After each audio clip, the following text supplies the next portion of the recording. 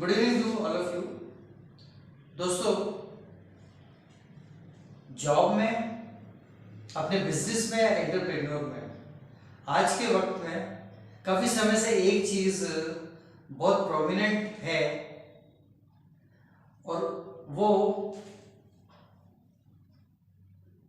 बहुत इफेक्टिव होती है आपकी सफलता को बिल्कुल इजी बनाने में, and that's none other than data. और इस डाटा का जो हैंडलिंग है during your task handling, data which is handled properly renders some decisions first and the result subsequently। लेकिन इसमें तीन एस्पेक्ट जरूर जुड़े हुए हैं और वो एस्पेक्ट हैं अप्रोच, आपकी अप्रोच, आपका analytics and then the next order view. मैंने इसको स्टडी किया and the result today's video under the title of decide by data and succeed। ये पहला पार्ट है जो आपकी अप्रोच क्या होनी चाहिए, दूसरा एनालिटिक्स जिसमें एनालिसिस किस तरह होना चाहिए, डायरेक्शन उसका, और तीसरा next order view. Let me discuss it one after the other. Approach में analyze the data based decision taken once, repeated once again or time and again। ये जो पूरा का पूरा एक पॉइंट है, ये पॉइंट इंडिकेट करता है कि एक बार आप डाटा यूज करेंगे, कुछ काम करेंगे, एक डिसीजन लेके काम करेंगे, कुछ वक्त बाद आपको वही डिसीजन हो सकता है कि दोबारा लेना पड़ जाए, रिपीटेड वंस अगेन। पहले लिया, taken once, then once again, हो सकता है कि बार बार लेना पड़ जाए, और time and again same decision. वो अगर आपको एक बार लिया, दोबारा लिया और फिर तीसरी बार भी लेना पड़ गया, तो आपका अपना डाटा स्टोर बन जाएगा। एक पहले तो डाटा आपने कहीं से लिया, फिर आपने जो काम किया उसका डाटा कलेक्ट हो रहा है, so that will be ultimately changed into the storehouse, the very first data। एक बार जो डाटा मिला उसका एनालिसिस करें, जो डिसीजन आपने लिया उसके कॉन्टेक्स्ट में analyse the data based decision. Data के बेसिस पे जो डिसीजन लिया उसको एनालाइज करें, जो कि एक बार लिया गया है, एक बार दोबारा लिया गया, उसके बाद कई बार लिया गया।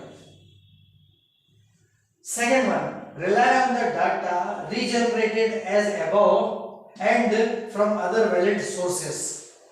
ये डाटा जो है इस पर आप रिलाय करें। ये दो तरीके का हो गया, पहले तो ये एक फर्स्ट डाटा था, वो बेस था, उसके बाद आपका अपना डाटा स्टोर हाउस बन गया उसको। So rely on the data regenerated as above, जो ऊपर दिया है इस तरह से रिजेनरेट डाटा हुआ, उस पर रिलाय करें, और and from other valid sources to, जो दूसरे सोर्सेस से डाटा मिला वैलिड सोर्सेस से, उस पर भी वैलिड सोर्सेस वाले को रिलाय करें। लिखा है अदर वैलिड सोर्सेस आल्सो, सिर्फ इन्हीं दो पर रिलाय करें, इररिलेवेंट डाटा ना लें। थोड़ा भी अगर कहीं कनेक्शन है लेकिन वो रिलेवेंट लग रहा है तो कभी ना लें, उस डाटा को कंसीडर करें ही ना। Third aspect of your approach, every data must be contemporary, समय के अनुकूल, समसामयिक। ये समसामयिक कहलाता है इसका मीनिंग, समय के साथ साथ, समय के अनुकूल। every data must be contemporary। अब ये तीन चीजें आपने ली हुई हैं, इसके साथ साथ क्या चलना चाहिए, एनालिटिक्स। तो एनालिटिक्स में rely on it for major or minor decisions which need much or less time respectively। ये जो डाटा बेस्ड डिसीजन है जो बार बार लिया जा रहा है, रिलाय ऑन इट, इस पर रिलाय करें आप, तो डाटा पर रिलाय अपने आप हो जाएगा।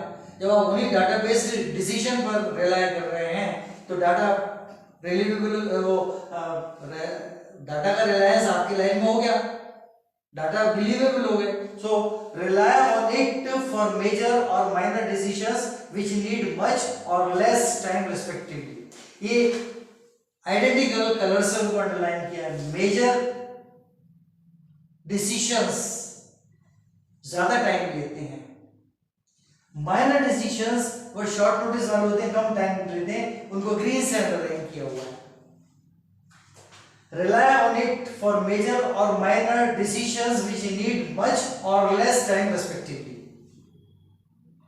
ये इस पर रिलाय करें मेजर और माइनर डिसीजंस पर जो पहले लिए गए थे।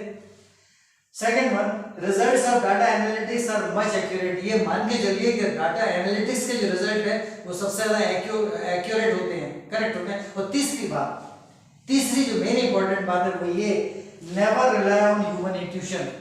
आदमी का जो इंट्यूशन है किसी का, उसने आगे बता दिया ऐसे कर लो, no no no, don't give even ear to what he says, कभी ना करें। नाउ थर्ड एस्पेक्ट, जब ये दो हो चुके हैं, चल रहे हैं साथ साथ, तो एक सेल्फ कॉन्फिडेंस का लेवल अपने आप डेवलप होगा। हाउ? नेक्स्ट ऑर्डर व्यू के रूप में। नेक्स्ट ऑर्डर व्यू क्या है? A step taken will render a result। एक स्टेप जो आपने ली उसका कुछ रिजल्ट होगा।